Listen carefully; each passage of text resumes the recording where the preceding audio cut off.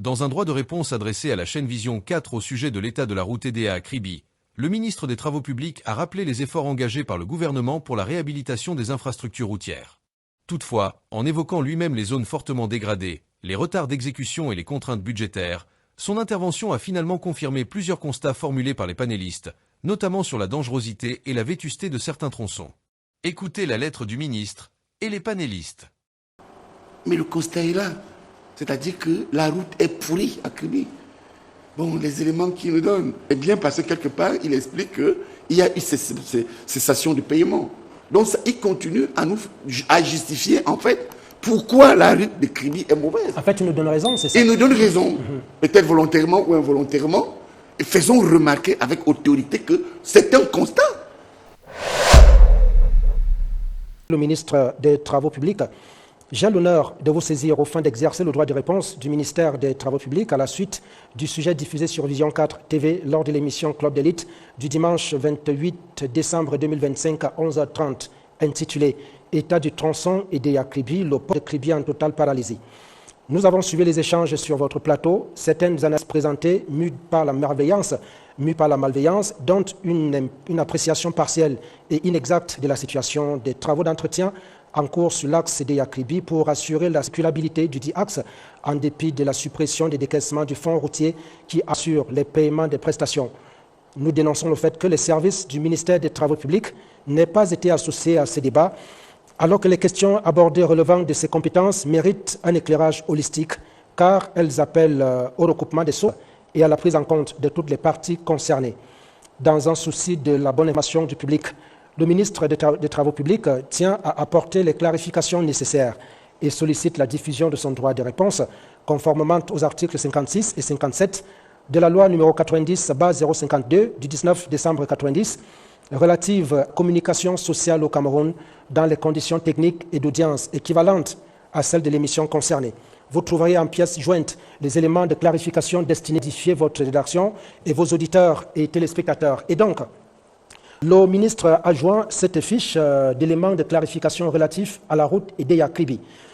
Dans un souci d'information complète et objective de l'opinion publique, le ministère des Travaux publics apporte les précisions suivantes sur la situation de la route EDA Kribi. 1. Reconstruction de la route EDA Kribi. La reconstruction définitive de la route EDA Kribi par l'État du Cameroun, avec l'appui de la Banque africaine de développement.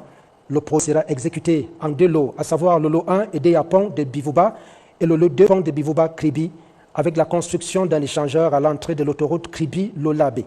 Le coût prévisionnel du projet est estimé à 79 millions d'euros, 142 000 euros, soit environ 51,9 milliards de francs CFA. Le processus de sélection des entreprises est actuellement en cours au ministère des Travaux publics.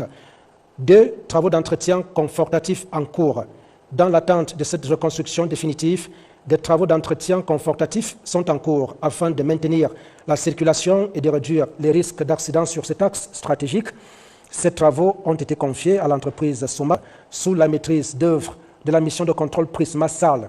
Le financement est de 3 milliards 499 millions 610 670 francs CFA, tout taxe comprise pour les travaux, et de 229 millions 949 775 000 francs CFA, toutes comprises pour le contrôle. Sur le terrain, malgré les contraintes liées notamment aux pluies abondantes et aux difficultés de trésorerie, les travaux ont connu une progression significative. Les prestations réalisées portent notamment sur l'amener et le repli du matériel, le curage et la remise en forme des fossés, la réparation des nids de poules, le déflashage et le surfaçage de la chaussée, la réparation des accotements en grave concassés, l'imprégnation sablée, la mise en œuvre de l'enduit bicouche, la construction des fosses ainsi que la signalisation. Ces travaux visent à relever le niveau de service de la route EDA Kribi, à améliorer la sécurité des biens et des personnes et à contribuer à la mise en place d'un réseau de dessertes terrestres efficace du port en eau profonde de Kribi. En 3, contraintes de paiement respectives. Il convient toutefois de relever que les travaux ont été longtemps ralentis par les fortes pluies, période durant laquelle seul le maintien de la circulation a été assuré entre septembre et mi-novembre. À cela s'ajoute le non-paiement des décomptes qui a impacté la trésorerie de l'entreprise dans un contexte marqué par la suspension temporaire de certains paiements du fonds routier. À ce jour, les décomptes mis par l'entreprise SOMAF d'un montant d'environ 2 milliards 54 millions de francs CFA sont en attente de paiement. Pour la mission de contrôle, une partie des décomptes a été réglée avec un solde restant dû. En perspective, les travaux ont repris depuis le 19 décembre 2025 à la suite des multiples sollicitations de l'administration et de la mission de contrôle. L'entreprise poursuit les opérations de déflashage et de bouchage des nids de poules et voit l'achèvement des travaux d'entretien confortatifs au 31 janvier 2026. Pour le ministre des Travaux publics et par délégation, le chef de la division des arts juridiques, M. Baoken Valéry. Mais avant cela, je m'en vais vous lire ce droit de réponse adressé à M. le directeur général de Vision 4, Télévision, Yaoundé, droit de réponse relatif à l'émission Club d'élite du 28 décembre 2025 sur l'état du tronçon et des Yaki. M. le directeur général, écrit le ministre, maître de conférence.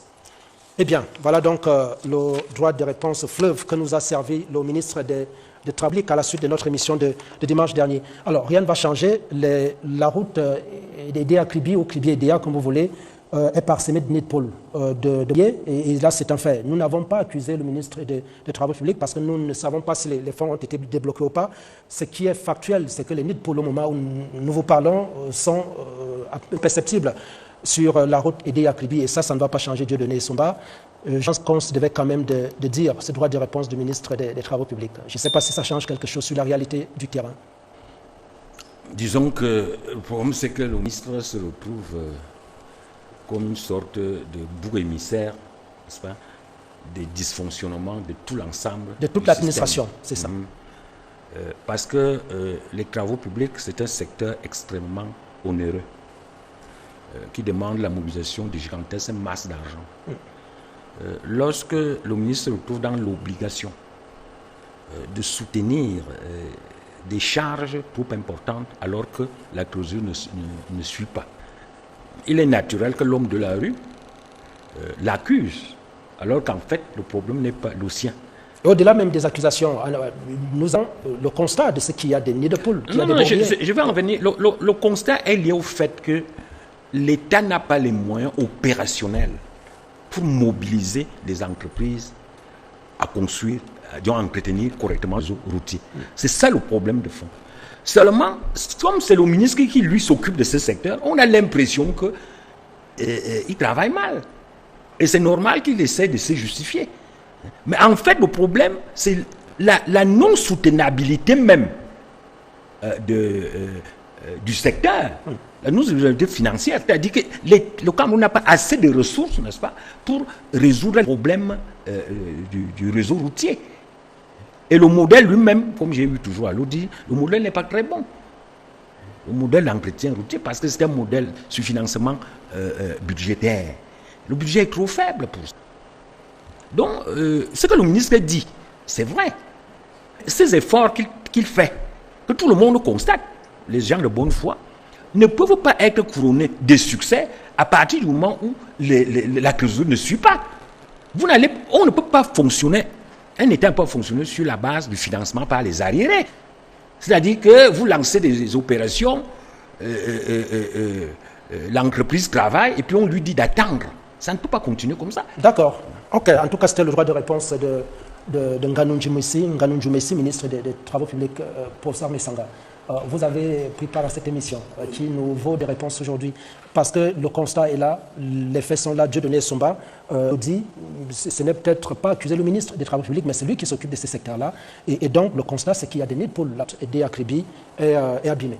Ça, c'est un constat. Je crois que d'abord présenter tous nos voeux à Monsieur le ministre en guise d'observation et féliciter l'acte qu'il vient de poser. Vous savez, lorsque vous observez ce qui se passe ailleurs, quand je dis ailleurs, là où le développement suit, là où il y a l'industrie des avions, là où il y a de bonnes écoles, là où il y a de bons hôpitaux, de bons aéroports, des aéroports aérés, des chemins de fer admirables, il faut le dire, partout là-bas, il y a toujours des instruments d'information, comme ce que vient de faire le ministre spontanément, mais les instruments d'information là-bas sont permanents. Ça veut dire que quand vous allez même au-delà de cette dimension ministérielle, je voudrais techniquement vous faire observer que même les communes, les collectivités territoriales au Cameroun, nous en avons deux. communes et régions. Ailleurs, les communes, les régions, etc., ont ce qu'on appelle des instruments d'information, c'est-à-dire des prix d'information. C'est-à-dire chaque semaine, parfois ce sont des hebdomadaires, parfois des bi-hebdomadaires. Mais ça, ici c'est une communication réactive. Voilà, et c'est une communication. Je vais arriver et vous allez comprendre que c'est une communication, techniquement ça s'appelle une communication réactive. Bon, et il faut donc profiter et saisir, puisque nous sommes aussi là pour faire de l'éducation populaire, pour dire à ceux qui ont en charge, au-delà des départements ministériels, des institutions de gestion comme les communes, les régions et autres, il serait intéressant d'avoir ce qu'on appelle des éléments d'information, des journaux, par exemple même mensuels, même un trimestriel, qui rendent compte au quotidien, par exemple, de l'action d'une région. Par exemple, quand vous allez en Île-de-France, vous allez voir que là-bas, vous avez toujours un journal qui vous dit, pour telle zone, pour tel département, tel secteur, voilà ce que nous avons reçu, voilà ce qui a été réalisé. Ça s'appelle un comptoir qui rassure. Maintenant, pour répondre à cette préoccupation du ministre, on ne va pas répondre, on va plutôt féliciter, le ministre. Il y a deux réactions là-dessus. Parce qu'effectivement, le ministre a bien fait. Mais ce qui est aussi bien à constater, c'est que son droit de réponse n'est pas un droit de réponse. Parce qu'on parle techniquement, du moins en sciences administratives, de droit de réponse lorsqu'il y a une accusation à charge. Parce que parfois, il y a une accusation à charge et à décharge. Vous savez que vous avez des individus, et dans des systèmes un peu affaiblis, où certains utilisent les médias pour détruire les personnalités. Certains utilisent les médias pour détruire et régler leurs comptes. Vous savez, on a parlé à un moment donné, ici même, des journalistes flingueurs. À partir de là, le ministre, c'est pourquoi moi, par exemple, techniquement, je ne peux pas comprendre parce que ce n'est pas un droit de réponse.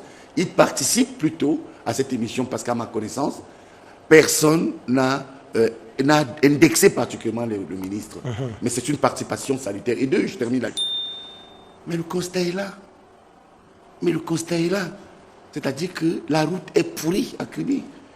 Bon, les éléments qu'il nous donne, eh bien, parce que quelque part, il explique qu'il y a eu cessation de paiement. Donc, ça, il continue à justifier, en fait, pourquoi la route de Kribi est mauvaise. En fait, il nous donne raison, c'est ça? Il nous donne raison, peut-être volontairement ou involontairement. Et faisons remarquer avec autorité que c'est un constat. Comment est-on arrivé là? Moi, j'aurais peut-être aussi attendu qu'ils nous le disent. Une route économique comme celle-là, où les conteneurs et les camions ont des chutes, où les accidents sont incommensurables, mais vraiment, il faut quand même que ceux qui veulent aider les Camerounais à comprendre fassent l'effort de nous dire comment est-on arrivé là.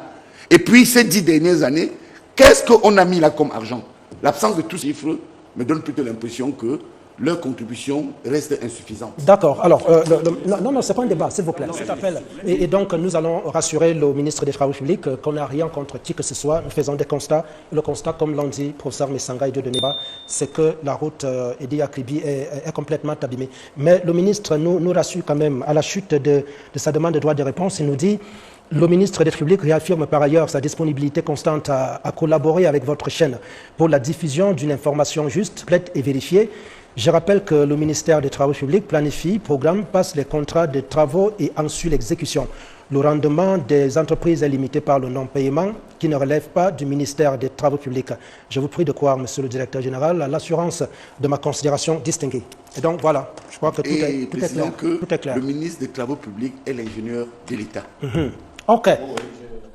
Si vous souhaitez suivre des analyses approfondies, des enquêtes responsables et des débats citoyens sur les grands enjeux du Cameroun, abonnez-vous à notre chaîne, partagez nos contenus et rejoignez la conversation. Votre voix compte dans la construction d'une information libre, critique et engagée pour l'avenir de notre pays.